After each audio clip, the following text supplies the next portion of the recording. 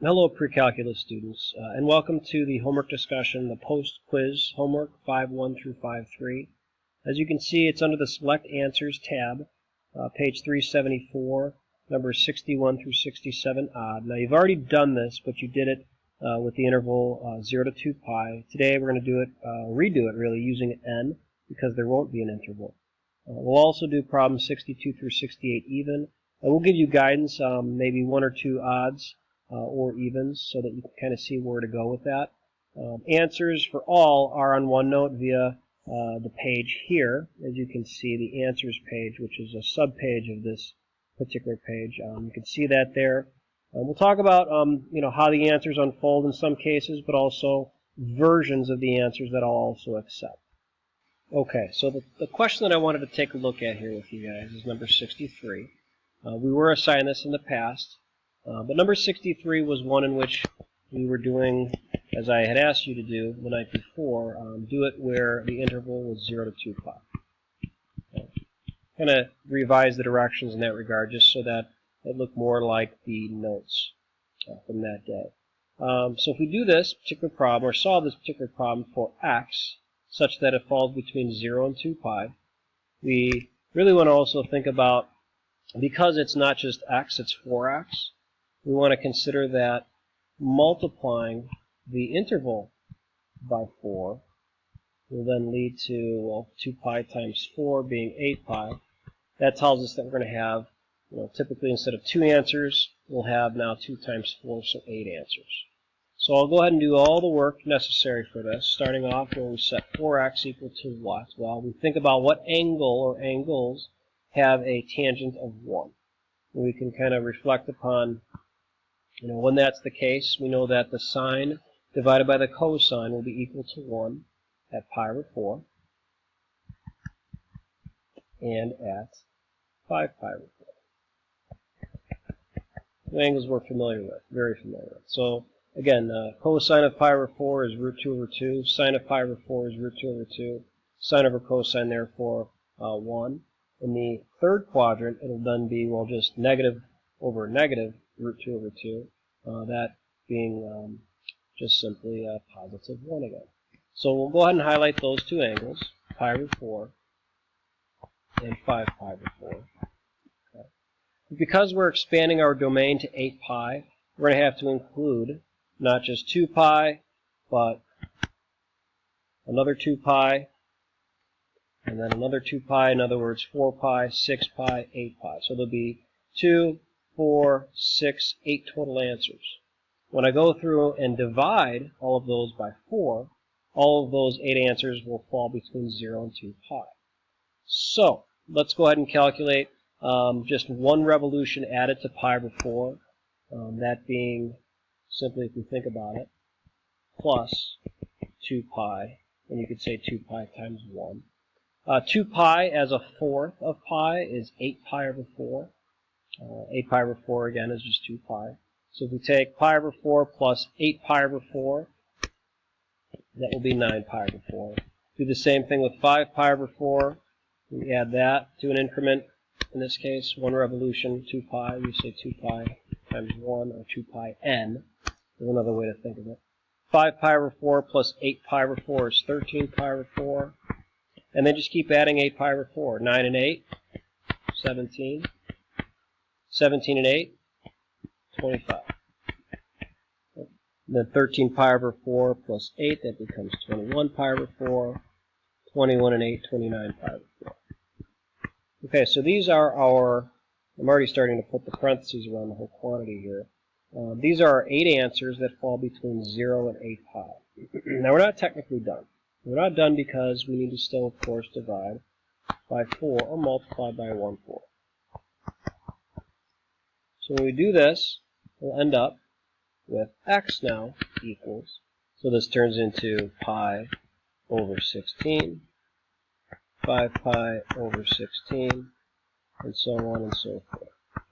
9 pi over 16, 13 pi over 16, 17 pi over 16, 21 pi over 16, 25 pi over 16, and lastly 29 pi over 16. So these are the 8 solutions that you would basically go ahead then and establish as the answers that in fact fall between 0 and 2 pi.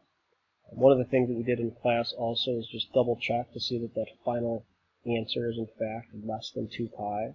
We'll do that real quick here. 29 pi. Divide that by 16. And that is in fact less than 2 pi, which we know is 6.28.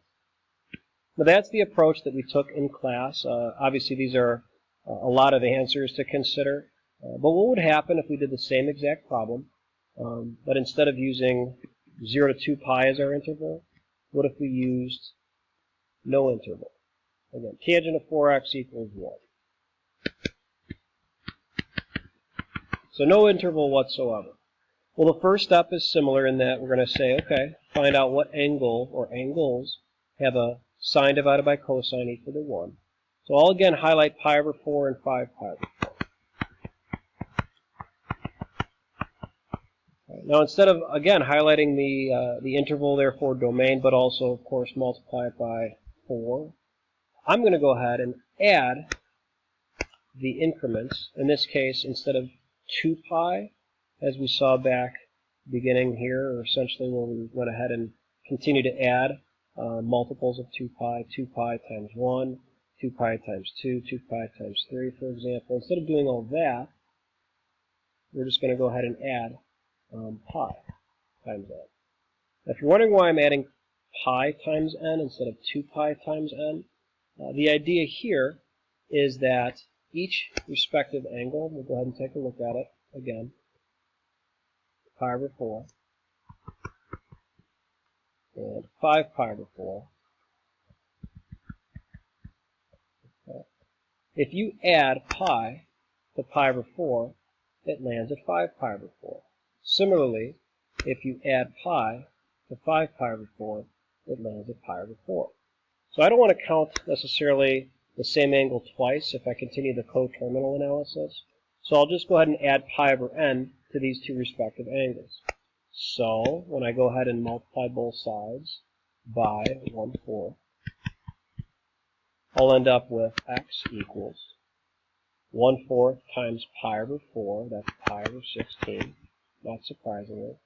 And this plus pi over n is actually added to both of these angles, so I'll just say pi over 16 plus 1/4 times pi over n, which is pi over 4n. Okay, so that's one answer, given pi over 4 as the initial. 5 pi over 4, do that analysis with multiplying by 1/4, so 5 pi over 16, and then add that again to pi over 4n. So now this is an answer that you'll see in the book, in the back of the book, the first answer in particular. As it turns out, because this second answer is a multiple of the first, the only answer that shows up is the first answer. But really, if you think about it, us coming up with both these answers speak to the fact that every single multiple thereafter will be a correct answer. We'll talk about that more in the next question. We'll do another problem, but maybe not one that has tangent as a function, but let's pick secant. Number 65 is a perfect example. So secant of 4x equals 2. We'll go ahead and do the same thing. This time I won't interpret this as from 0 to 2 pi like we started off on number 63. So we'll continue this process, but just use really the end concept in our final answer. So we'll start the process. I'll rewrite secant as 1 over cosine. I'll go ahead and take the reciprocal of both sides, so that we're looking really at cosine of 4x equals 1/2. Okay, so we approach the problem from here, similar to the last, in which we say, okay, what angle or angles have an x-coordinate of 1/2? Again, if we think about how the unit circle takes shape, where we want an x-coordinate that's 1/2, we're looking at angles that are at this particular spot, which is pi over 3, and at this spot right here, which, if you remember, pi over 3, 2 pi over 3, 3 pi over 3, 4, and then 5 pi over 3, where 6 pi over 3 would be a full revolution, 2 pi. So we're looking at two angles, pi over 3 and 5 pi over 3.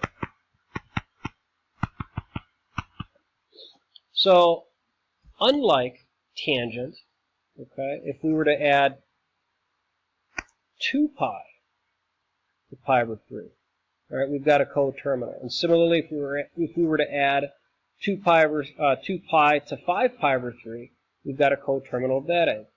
So that's what I'm going to go ahead and add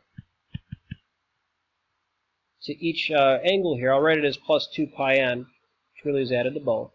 And then we go through the process like before, where we need to basically get x by itself, simply divide by 4 or multiply by 1/4. Cosine and sine act in this manner, while tangent and cotangent act in which you just add pi n, or increments of pi n. Okay, so if we continue with this, x therefore is 1/4 times pi over 3 is pi over 12. We add 2 pi n, but remember we're going to multiply by a 4, so that becomes, what, 2 times a 4th, which is just a half, so plus pi over 2n. And then we'll have another solution as 5 pi over 12, and that's added to pi over 2n. Okay, so these two answers are exactly what you'll see in the answer key. I'll show you both. We'll go ahead and pop back to the answer key here. You can take a look. 65 shows it as pi over 12 plus pi over 2n, or n pi over 2, same thing. But also 5/12, 5 pi over 12, plus pi over 2n. And that's exactly what we just came up with. If we reflect back on the last question, remembering that we had come up with two versions, the answer key will only show the first. Again, because really this is a tangent function, the first one will only be visible. But get in the habit of showing both, because again, we're going to want to show, like we're more familiar with, between 0 and 2 pi, indicating those two angles, pi over 4 and 5 pi over 4. So I'll pop back and show you how 63, again, in the answer key will take shape. And that is right here, for those two results. Okay. There will be variability to your answers. I mean, heck, you could even see in number 61, they're going to get two answers, but they're going to combine them as such.